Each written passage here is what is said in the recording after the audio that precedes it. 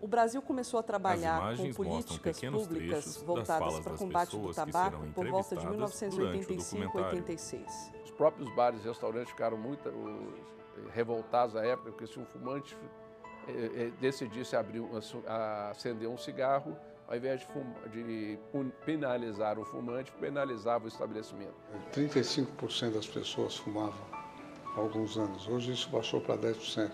As implantações das leis antifumo estão totalmente ligadas a essa redução. Desde 1989, o INCA foi definido pelo Ministério da Saúde como órgão responsável pela Política Nacional de Controle do Tabaco. Vinheta de abertura. Documentário.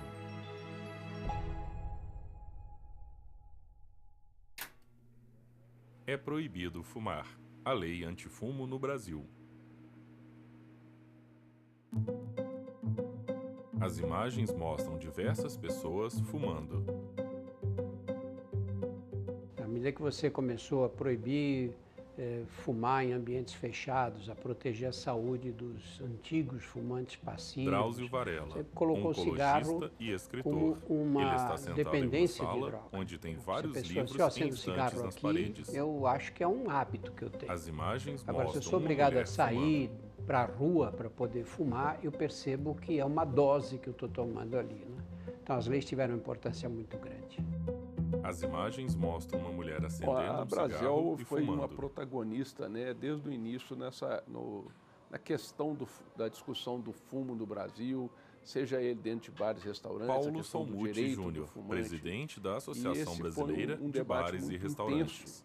Ele E está a lei sentado em uma acabou, mesa de um vindo com restaurante. rigor que à época nós consideramos exagerado, porque esperávamos, por exemplo, que pudéssemos ter um tempo de transição melhor, mais educação, e especialmente entendíamos e entendemos ainda que existe uma parcela importante da população que consome um produto que é legal e que poderia ter tido um tratamento mais amigável da lei.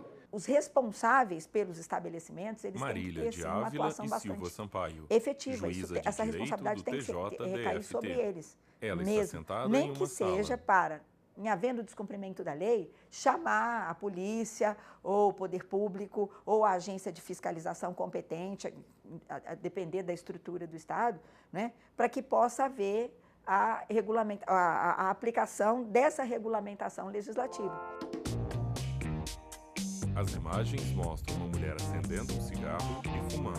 A gente ia pro baile, a gente fumava, a garotada toda, isso começou no final de semana e aí depois foi continuando. Claudemira Passou para a Gonçalves, semana, né? ex-fumante. Isso foi dando Ela continuidade. está sentada em um local aberto, onde E ao já me fundo vi tem dentro do várias vício outras com pessoas 16 anos de sentadas. idade, né? Imagens de um Eu homem fumando. tinha já depois dos 20 Letras anos, na né, tela. que 20 anos como fumante. eu achava assim que o cigarro já estava me prejudicando, tive problema de saúde, né, que já estava trazendo. Os meus filhos que eu tive, né, para estar fumando perto deles e sem dizer também da sociedade, né? Ela estava fumando. Quando você vai pegar um ônibus para entrar dentro do ônibus, às vezes eu estava na parada, então As eu ficava imagens ali um mostram tempo uma placa de proibido e acabava fumar fumando cigarro e em lá uma vem o parada ônibus, de aí eu ônibus jogo o cigarro alguns para fora e eu passageiros entrava e entrando todo no mundo. veículo. Já sentindo o fedor do cigarro e aquilo me incomodava, né? Eu sou consultor nacional da Organização Diego Pan-Americana Alves, de Saúde, a consultor de Organização Mundial da tabaco da Saúde, OPAS. para tabaco, álcool e outras drogas. Doenças As crônicas imagens não mostram uma transmissíveis e pessoa seus fatores de colocando risco, fumo em um como o papel tabagismo, para eles fazer um precisam de um cigarro tempo maior e uma para serem pessoa auferidos. fumando. Isso quer dizer, do ponto de vista epidemiológico. Então, se eu faço um recorte de 89, que é quando a gente tem a primeira grande pesquisa nacional, até agora recente, houve uma redução de mais de 50% na queda de fumantes aqui no Brasil. E a lei é fundamental, porque a lei ela auxilia na implementação das políticas públicas de saúde em controle de tabagismo. As imagens mostram uma palestra Eu sobre sou Ana fumo Cristina, acontecendo sou em uma enfermeira quadra. da equipe verde aqui da UBS Letras na tela. 02 de Braslândia é uma região O grupo de administrativa do Distrito tabagismo, Federal. que As é o nosso imagens grupo, mostram a enfermeira funciona aqui na dando uma UBS 02 de palestra Braslândia. anti-tabagismo. Ele teve início a um projeto na qual nós fomos Ana participar Cristina de Oliveira, a nível coordenadora central, de tabagismo e da durante Secretaria de Saúde do Distrito essa Federal. capacitação Ela está do sentada nível em uma central, sala. surgiu a proposta de criar este grupo de tabagismo devido a um grande número de pacientes tabagistas da nossa área. Então, nós pensamos no projeto para os participantes. De uma forma diferente do que já ocorria aqui na cidade, porquanto tinha uma lista de espera muito grande, alguns pacientes chegavam a esperar até 2, 3 anos para entrar nesse grupo. Então, nós pensamos no projeto num grupo aberto, o grupo de tabagismo funcionar como forma aberta, na qual o paciente ele entra a qualquer momento. O paciente procura o centro de tratamento em busca de obter ajuda para parar de fumar. E Bianca o centro Rodrigues, ele, então, disponibiliza uma terapia. Ela está sentada em uma sala. Uma terapia de grupo, terapia cognitivo-comportamental e a terapia medicamentosa. Dando uma palestra antitabagismo para várias pessoas. O Código de Ética faz parte do Estatuto Social Carlos e estabelece Galante, que, diretor para da ser uma Associação empresa Brasileira Bifumo, da Indústria do Fumo, essa empresa tem que estar ele está cumprindo sentado rigorosamente em uma a legislação de que estabelece as regras para uma empresa poder funcionar, né? E também que ela esteja regulamentada junto à Receita Federal do Brasil e junto à Agência Nacional de Vigilância Sanitária, que estabelecem as regras para que uma empresa possa operar no Brasil. Quando foi proibida a divulgação Drauzio Varela, de publicidade oncologista dos e cigarros escritor.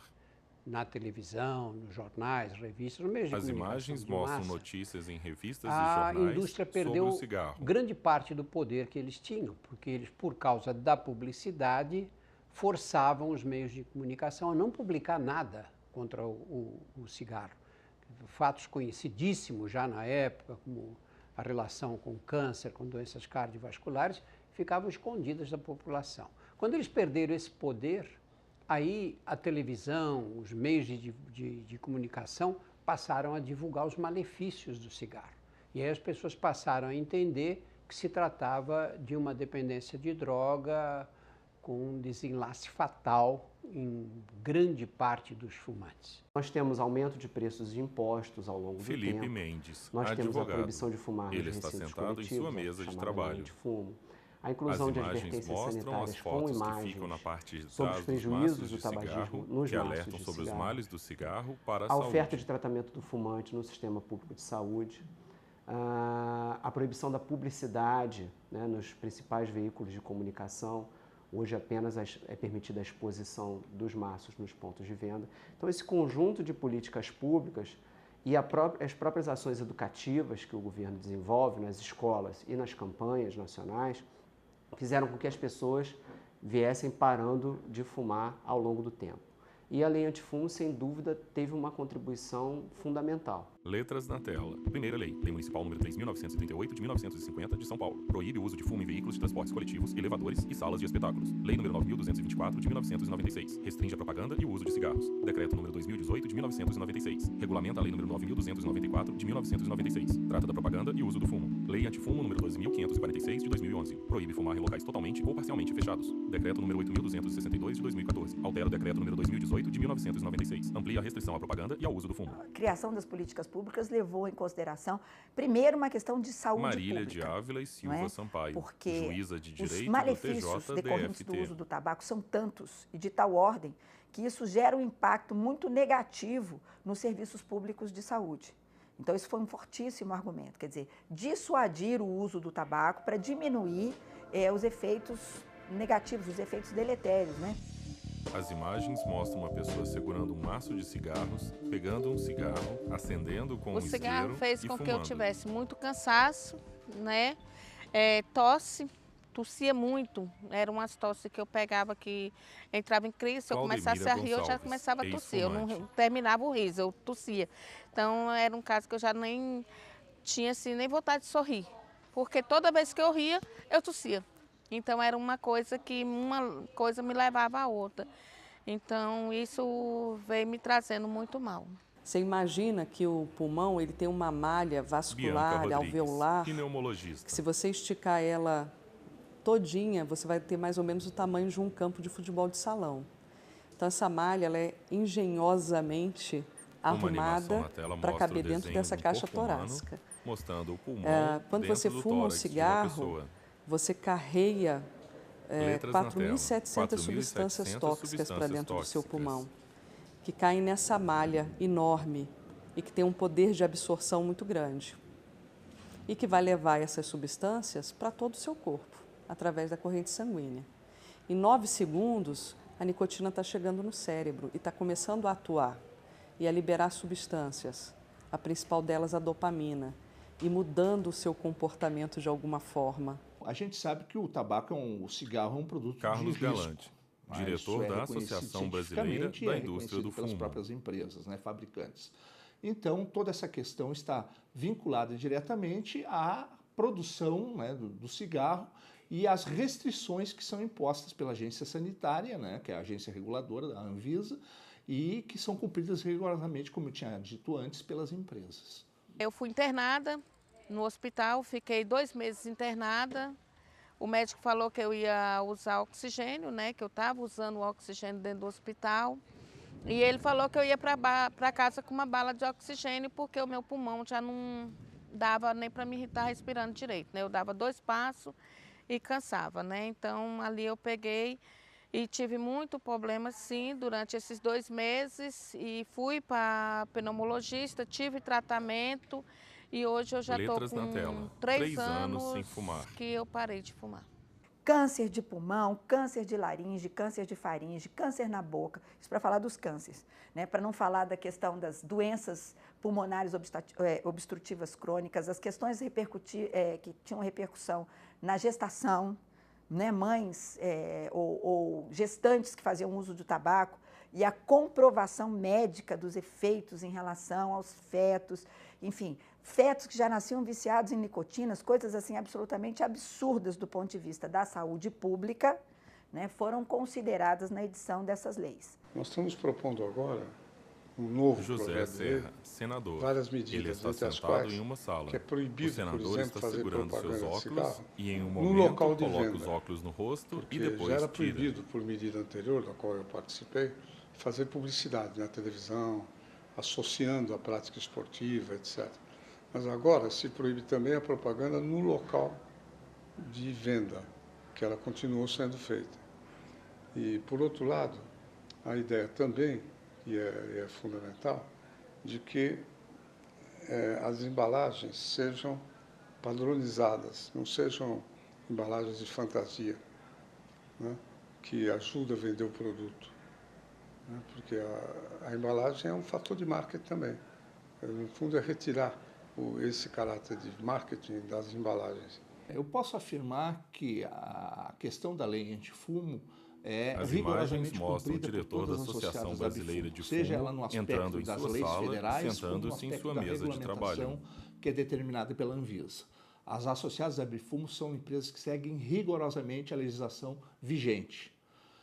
E é importante destacar que também a questão da redução do consumo de tabaco é mundial, e a própria Convenção Quadro para o Controle do Tabaco estabelece regras, né, recomendações para que sejam seguidas. E o Brasil é um dos países que tem uma das maiores regulamentações e restrições quanto ao consumo de tabaco. Uma mesa, então isso tem uma relação também com a redução desse depois fumando. Muitos acham que a forma de parar seria no uso da medicação, mas a gente tenta trazer para o grupo que a medicação é só como uma muleta, como um apoio para ele parar de fumar. O nosso foco é mais na mudança de hábito mesmo, na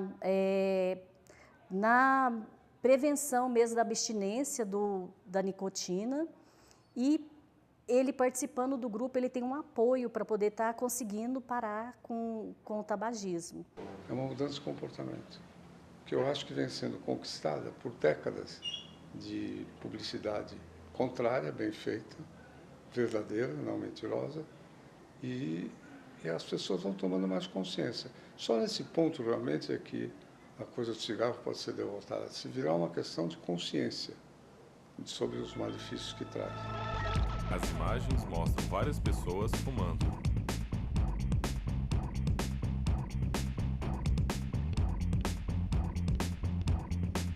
Nos preocupa ainda a questão do enfrentamento do tabagismo no Brasil, que é uma questão muito complexa, né, que envolve, né, medidas recomendadas vão entre restrições, as campanhas. A gente é muito a favor das campanhas educativas.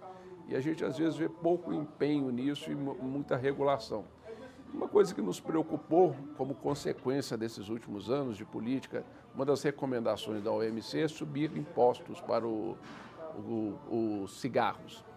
E isso funciona bem em países que controlam bem sua fronteira, controla bem o narcotráfico, controla bem a bandidagem.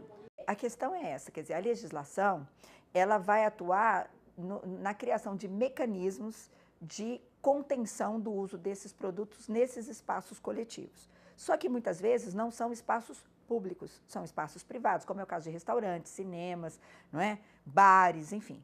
Então, obviamente que não é impossível para o poder público estar presente em todos os lugares ao mesmo tempo, todo o tempo. A Lei Federal de 1996, ela permitia então ainda os chamados fumódromos, né?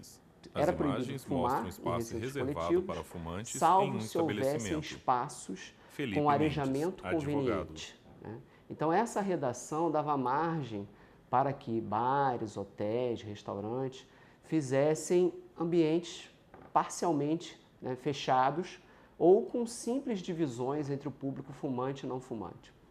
A própria indústria do tabaco possuía, especialmente a Souza Cruz, possuía um programa chamado Convivência em Harmonia, em que ela estimulava bares e restaurantes a adotar determinadas práticas. Então, por exemplo, você deve se lembrar, você ia num restaurante e havia uma separação por plantas, de um lado fumantes, do outro lado não fumantes, e a gente sabia que a fumaça, né, não respeitava aqueles ambientes. O fumo passivo, Diego Alves, ele prejudica a saúde de populações mais vulneráveis, por exemplo, crianças.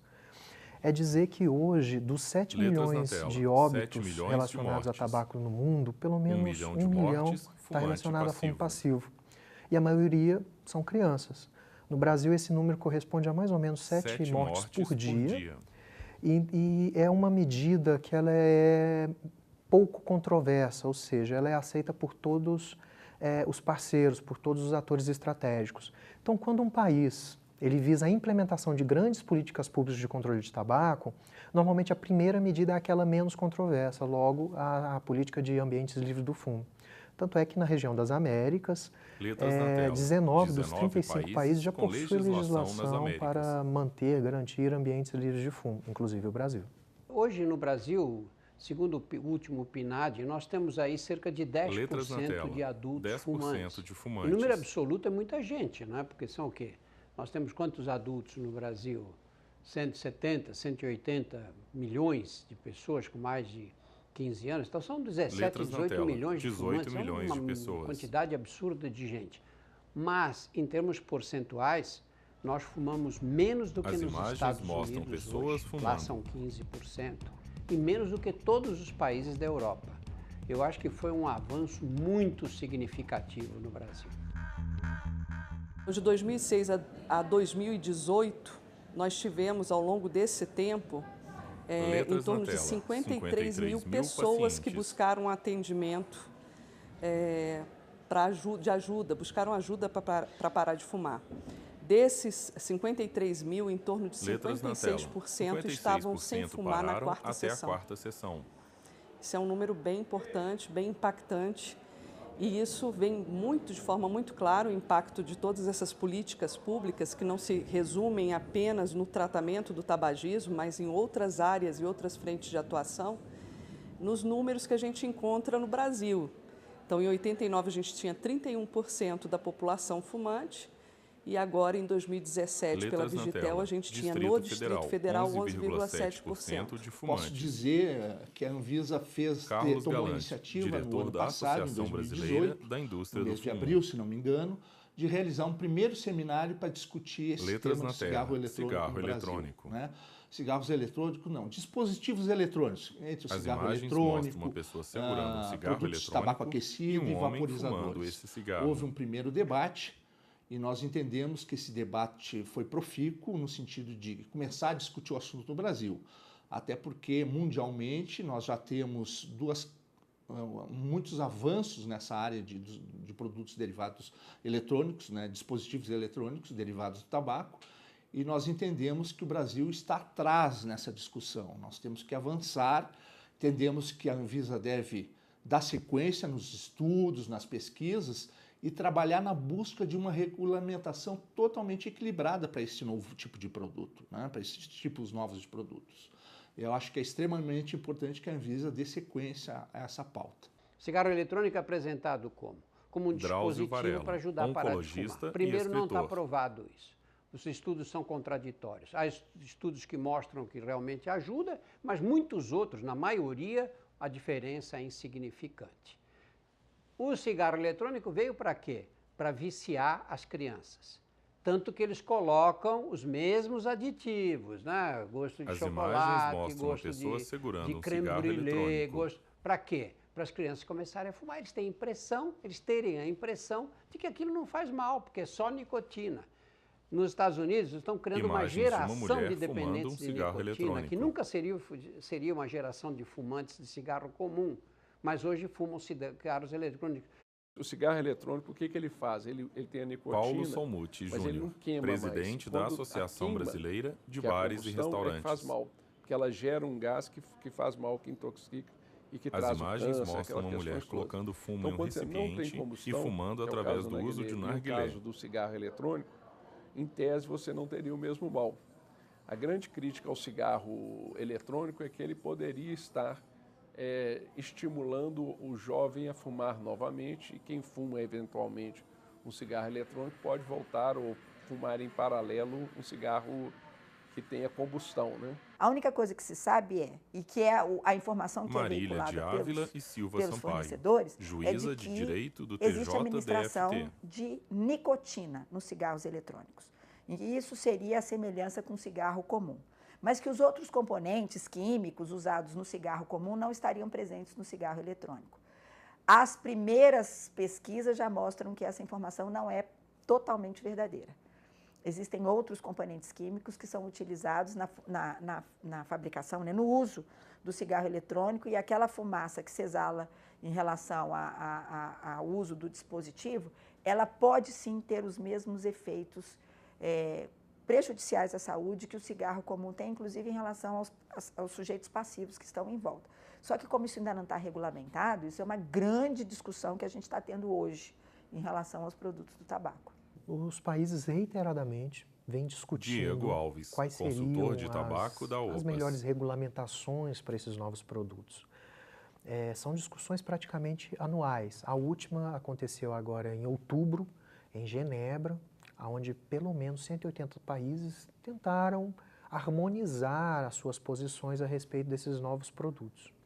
No Brasil, desde 2009, é proibido qualquer mecanismo, dispositivo eletrônico para fumar. Isso engloba todos esses novos produtos, né, que vêm sendo lançados. E enquanto nós não tivermos a devida evidência desses produtos, seria muito complicado avançarmos em legislações agora no Brasil que os aprovem. Acabou de sair um estudo mostrando que 38% dos adolescentes americanos fumaram cigarros eletrônicos nos últimos 12 meses. Percebe como a indústria, essa é a indústria mais criminosa do mundo, é a mais criminosa da história do capitalismo ocidental. Eles, percebendo que o cigarro comum começa a perder mercado nos países mais ricos, criam imagens de um desenho que mostram o funcionamento de viciar de um em nicotina da mesma forma através de um dispositivo que aparentemente é menos nocivo. As imagens mostram uma mulher colocando fumo em um recipiente de um narguilé e depois fumando junto com outras pessoas.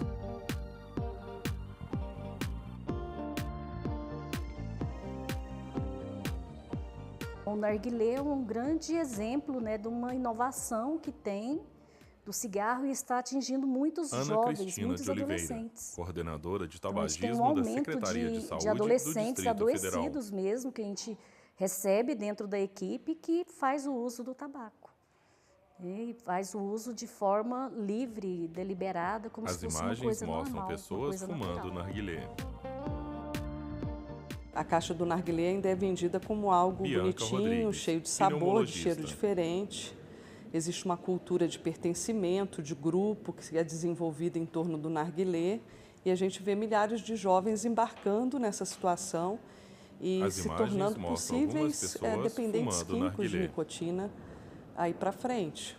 Ainda, por outro lado, proibição da utilização de substâncias que acrescentem odor, cheiro gostoso ou sabor, que é usado principalmente para conquistar os jovens, no caso do cigarro. Pois bem, também se proíbe isso. Agora e por último, ele coloca novamente seus questão óculos nova, para poder não ler. permitir que os motoristas fumem ou um passageiro fume num carro que tenha criança, aí com pesadas multas. Enfim, estamos avançando na defesa da saúde das pessoas, da população. Esse é o fundamental. O papel da educação sobre o tabagismo é fundamental, né? Nós temos um trabalho que é o programa Saber Saúde, que é um programa direcionado para as escolas, para que o tema tabagismo possa ser discutido entre professores e alunos, trazido de forma diluída nas diferentes matérias do currículo nacional, para que as crianças entendam, né, os malefícios de começar a fumar e possam, então, não experimentar cigarros, para que não se tornem novos fumantes. O impacto do tabaco ele vai muito além da saúde. Tanto é que está evidente na Agenda 2030, nos Objetivos de Desenvolvimento Sustentável. Para se ter uma ideia, no Brasil, esse impacto econômico é de pelo menos impacto 57 negativo bilhões do tabaco, de reais. 57 bilhões de reais. Enquanto a renda que o tabaco gera, isso quer dizer a divisa e os impostos, são Letras na casa dos 13 renda bilhões do tabaco, de reais. 13 bilhões de reais. Anual de 44 déficit, bilhões. 44 bilhões de vai reais. Para o mundo, né, a nível mundial, o impacto econômico do tabaco está na casa de 1,4 trilhões de dólares. As imagens mostram uma mulher pegando um cigarro de um maço e fumando. Se a pessoa tem o desejo de parar de fumar, né, tem a possibilidade, mesmo que ela já esteja adoecida, ela tem a possibilidade, porque cada dia que a pessoa fica sem o cigarro é um dia a mais que ela ganha na saúde, na vida dela. As imagens mostram uma pessoa fumando e jogando o resto do cigarro, né, esse em um quadro cinzeiro. de saúde dela. Então, ela procurar parar de fumar, ela vai ter ganhos, tanto para ela como para sua família. As imagens mostram uma pessoa varrendo vários restos de cigarro. Errar é humano. Muitos erros que a gente comete e a vida se encarrega de corrigi-los. O cigarro não tem jeito. O cigarro faz mal e é um mal que vai ter consequências não só a longo prazo, como consequências a curto prazo. É uma droga idiota, não dá barato, só te dá vontade de fumar outra vez. Você fumou, daqui a pouco você entra em crise de abstinência, começa a ficar agitado, precisa fumar de novo. E isso aplaca aquela crise de abstinência para vir outra em seguida. Tem dó, cai fora dessa. Não tem preço a liberdade. Vinheta de encerramento. Direção, Tiago Oliveira, Léo Cândido, Marcelo Antônio Braga. Produção, Pedro Ivo Fiana, Luísa Lopes. Assistente de produção, Maíra Boani. Roteiro e direção, Cristiano Oliveira. Som direto, Jabes Custódio, Roger Brito, Anderson Rodrigues. Cenografia, Fábio Santos, Rodolfo Muniz. Iluminação, Luiz Moura, Ítalo Cândido. Auxiliar, Sebastião Melo. Montagem e finalização, André Eustáquio, Guilherme Oliveira, Renato Cromado. Videografista, Lucas Matias. Agradecimentos. Associação Brasileira da Indústria do Fumo, Associação Brasileira de Bares e Restaurantes, Instituto Nacional de Câncer, INCA, Organização Pan-Americana da Saúde, Restaurante Oliver, Distrito Federal, Secretaria de Saúde do Distrito Federal, Tribunal de Justiça do Distrito Federal e dos Territórios. Núcleo de Programação, Rosa Wazen. Núcleo Técnico, Fábio Guedes. Núcleo de Produção de Programas, Soraya Fonseca. Supervisão, Coordenadoria de TV e Rádio, Secretaria de Comunicação Social, STF. Realização, TV Justiça.